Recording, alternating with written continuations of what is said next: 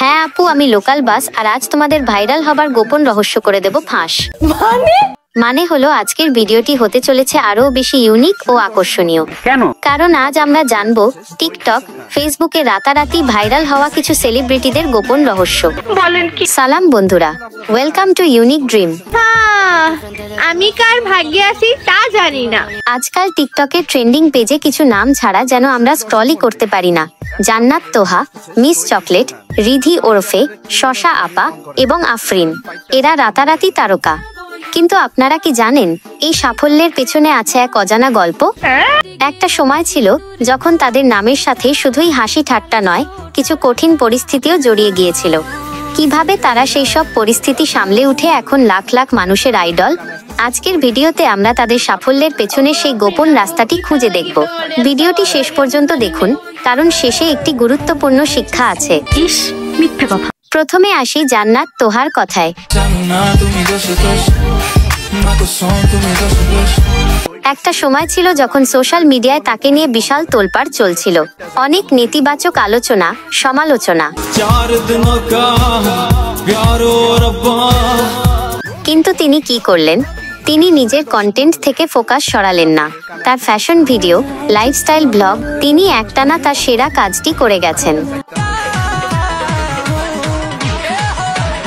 শিক্ষা হলো, বাইরের গোলমাল যাই হোক, নিজের কাজের কোয়ালিটি ধরে রাখলে দর্শক আপনার কাছে ফিরতে বাধ্য। এবার শশা আপা অর্থাৎ রিধি, তিনিও কম সমালোচিত হননি। আপনারা হয়তো জানেন, একটা সময় তার ব্যক্তিগত বিষয় নিয়ে কিছু সংবেদনশীল খবর ইন্টারনেটে ছড়িয়ে পড়েছিল। আমাকে যে পাবে সেখানে মধু মধু করবে, বুঝছো? আমি একটা রসমালাই রিধি কিন্তু আড়ালে যাননি।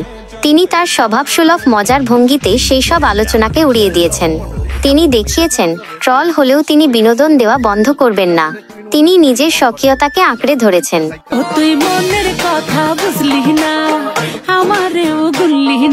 শিক্ষা হলো, বিতর্ক আপনার কন্টেন্ট নয়, আপনার কন্টেন্টই আপনার আসল পরিচয়। তোমরা যারা আমার নামে গসিপ করছো, তোমাদের আমি বালতিও দাম দেই না।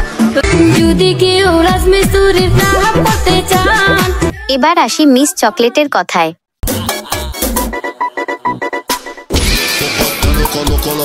তাকে নিয়েও একসময় সোশ্যাল মিডিয়ায় গভীর আলোচনা হয়েছিল।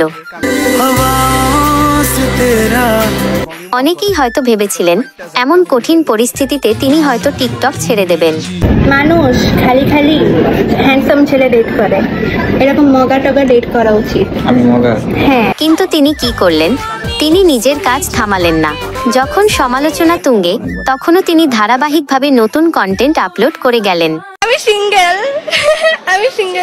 তিনি দর্শকদের মনোযোগ বিতর্ক থেকে সরিয়ে আনলেন তার গ্ল্যামারাস ফ্যাশন এবং লাইফস্টাইল ভিডিওর দিকে।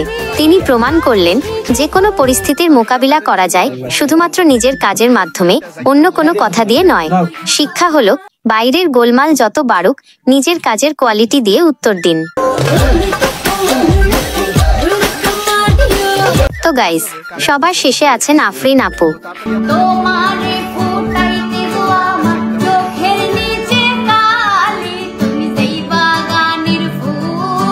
তাকে নিয়েও একসময় সোশ্যাল মিডিয়ায় কঠিন পরিস্থিতির সৃষ্টি হয়েছিল। কিন্তু এই তরুণ কন্টেন্ট ক্রিয়েটর সেই সময়টায় এক মুহূর্তের জন্য ফোকাস হারাননি। পাইলো ভালোবাসি, না পাইলো ভালোবাসি, ভালোবাসি মানে ভালোবাসি, সারাসারি নাই। তিনি লাইফস্টাইল ব্লগিং এবং রোমান্টিক থিমের ওপর কাজ চালিয়ে গেছেন। তিনি যেন সমালোচকদের দিকে কোনো মনোযোগই দেননি। তিনি দেখিয়েছেন, ব্যক্তিগত আলোচনাকে এড়িয়ে গিয়েও সৃষ্টিশীল কাজে লেগে থাকলে ফ্যানরা আপনার পাশে থাকে।